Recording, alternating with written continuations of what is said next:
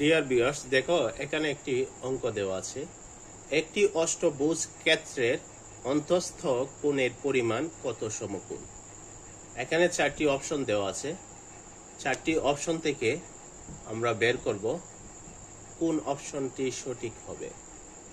Viewers, এই অঙ্কটি করতে হলে আমাদেরকে ছোট্ট একটি সূত্র মনে রাখতে হবে। এই সূত্রটা হলো, দেখো, মোট কোণের পরিমাণ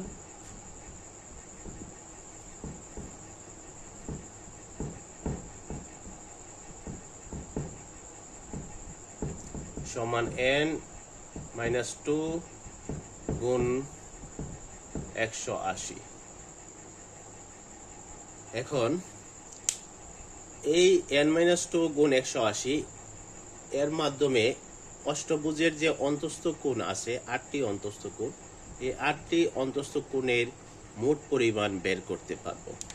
তাহলে ভিউয়ার্স, দেখো এখানে n এর মান হবে, যেহেতু অষ্টভুজ বলছে, n এর মান 8 বিয়োগ 2 গুণ 180।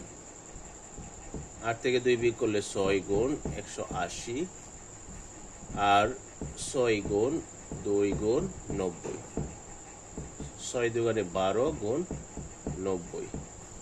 ভিউয়ার্স, এখানে বলছে সমকোণ।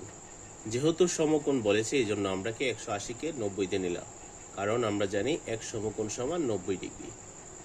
তাহলে ভিউয়ার্স দেখো, 90 সাথে 12, তার মানে হলো 12 সমকোণ।